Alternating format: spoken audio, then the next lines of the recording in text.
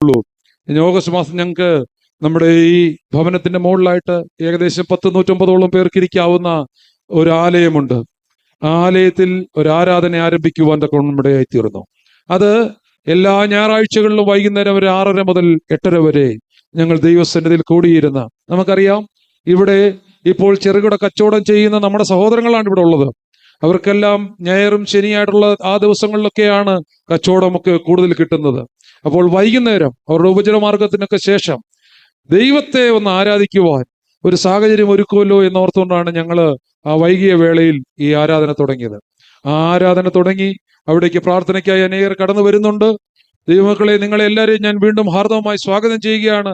ഈ ദൈവസഭ തുടങ്ങിയപ്പോൾ എൻ്റെ കൂടെ ഇടത്തും വലത്തുമായി കർത്താവിന്റെ അഭിഷിക്തന്മാർ പ്രിയ രജിച്ചായൻ, അതുപോലെ തന്നെ ജോണി ചായന്, അവര് കൂടെ നിന്ന് കർത്താവിന്റെ വേല ചെയ്യുന്നുണ്ട്.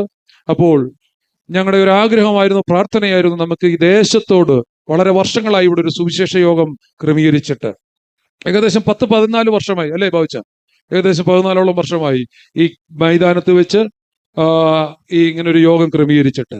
അപ്പോൾ ഇങ്ങനെ ഒരു യോഗം നമുക്കിവിടെ ക്രമീകരിക്കണമെന്ന് ദൈവസേനയിൽ ആഗ്രഹിച്ചു. അത് ഇന്ന് ദൈവം ഇത്രത്തോളം അനുഗ്രഹമായി നടത്തുവാൻ ദൈവം സഹായിച്ചു. കാലാവസ്ഥയുടെ പ്രതികൂലമൊക്കെ ഉണ്ടെങ്കിലും നമുക്കിങ്ങനെ ഈ ഹോളിനകത്തിൽ വെച്ച് ഇത് നടത്തുവാൻ ദൈവം സഹായിച്ചു.